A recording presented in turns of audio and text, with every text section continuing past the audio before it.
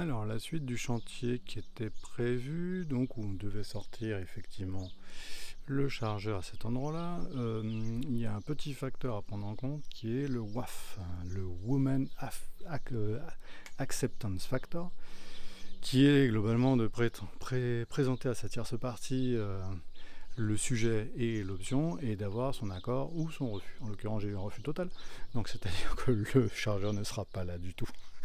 Donc ça a changé complètement le projet. Je vais vous montrer où est-ce qu'on est parti. C'est ici.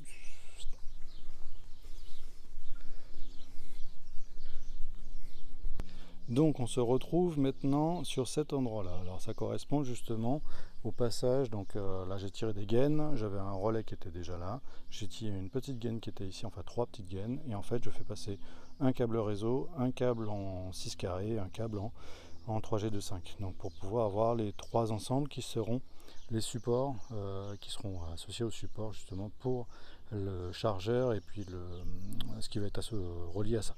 Alors pourquoi le câble réseau? C'est parce qu'en fait le chargeur est un chargeur connecté, donc on va avoir un câble réseau qui va permettre de pouvoir nous connecter au réseau de la maison. Sinon il marche en wifi de toute façon, mais en l'occurrence je préfère, moi je suis vraiment plus fan du câble tant qu'à faire, donc vu que j'avais ce qu'il fallait.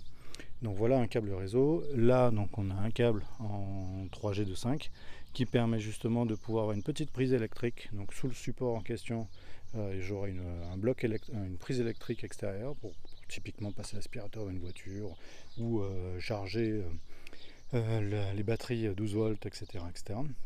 Et puis surtout on a le gros câble qui est celui-là.